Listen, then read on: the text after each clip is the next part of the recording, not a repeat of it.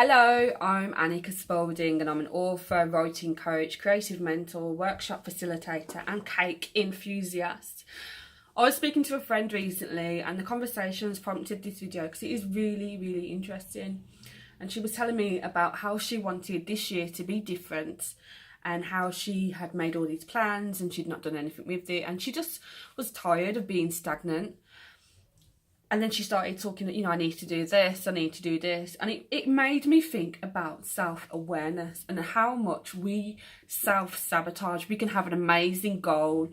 We can say we want to write a book, we want to set up a blog, we want to hold some events, and all we're doing is wanting. And we're planning and we're researching and we're typing this and we're making this note and we're speaking to our friends about it, and then we don't take action.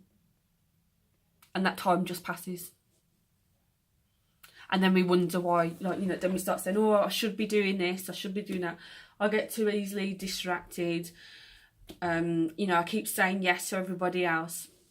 And what's key in all of this is that you actually are very self-aware. Like, you have identified where you're letting yourself down. You have identified where you are falling short.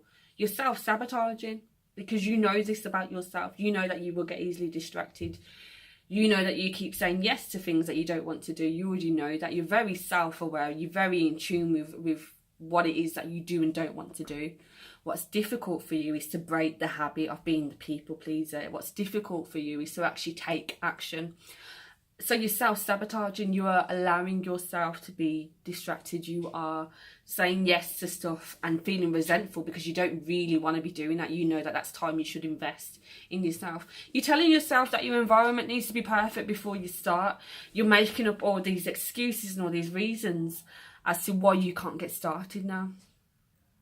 And you're doing that and you're aware of that.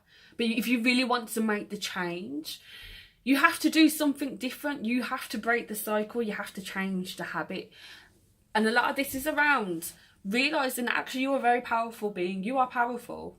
And the minute you realise and accept that is the minute that you can start initiating change. Because you can just say no. You can just go for it. You can just give yourself permission to have a go. And it is going to feel scary and it is going to feel uncomfortable. But what's worse, doing it and feeling uncomfortable for the first 10 minutes and then being really successful, or never knowing if that's possible and just always worrying about it. You can have the best set plans and not doing anything with it, and stop beating yourself up about this kind of stuff. Stop being hard about not trying and being distracted. Recognise it. Okay, this is what I do. This is something that I do to avoid actually doing anything about my dreams, to avoid actually taking action, and look at ways that you can manage it differently and look at ways that you can do things differently. So if you're saying yes to projects that you don't want to be involved with, try saying no. And if as a result of you saying no results in, bad feeling, uncomfortable conversations, the removal of you from the project, or whatever it was, just accept that might be a possible outcome. But what's the worst that can happen? You're not going to die. You're just not going to be involved. It's going to be an uncomfortable conversation. But the long-term result of that means that you're going to have more time to invest in yourself. When we... children.